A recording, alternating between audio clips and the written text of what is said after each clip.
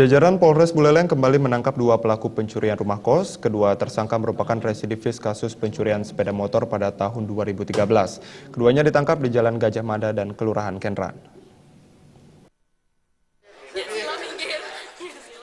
Kapolres Buleleng Made Sukawijaya mengatakan dua tersangka adalah Santo 18 tahun, tinggal di Jalan Gempol, Kelurahan Banyuning, dan tersangka inisial AF 19 tahun, alamat Jalan Kelurahan Kaliuntu. Polisi yang menerima laporan langsung menurunkan tim Opsnal Satreskrim Polres Buleleng untuk melakukan olah TKP.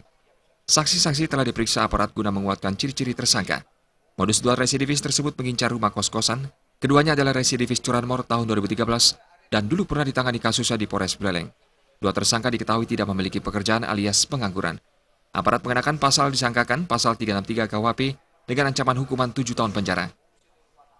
Ini saya rasa juga cukup meresahkan masyarakat karena akhir-akhir ini banyak kejadian yang pelaku ini masuk ke dalam rumah, mencongkel rumah, atau mereka banyak beraksi dari keterangan para tersangka banyak beraksi di daerah rumah sakit.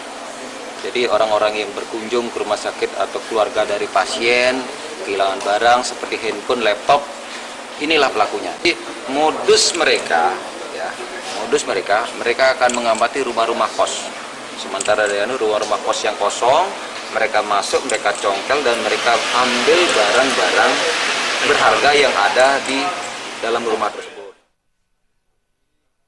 Polisi berhasil mengamankan barang bukti berupa 1 unit laptop merek Sony Vaio warna hitam 14 inci beserta charger, 1 unit laptop Asus warna biru 10 inci dan charger, 2 unit handphone merek Samsung Galaxy Grand putih, 1 HP merek Asus warna hitam, 1 charger HP warna hitam, dan 1 buah tas gendong warna hitam. Komang Yuda, Bali TV.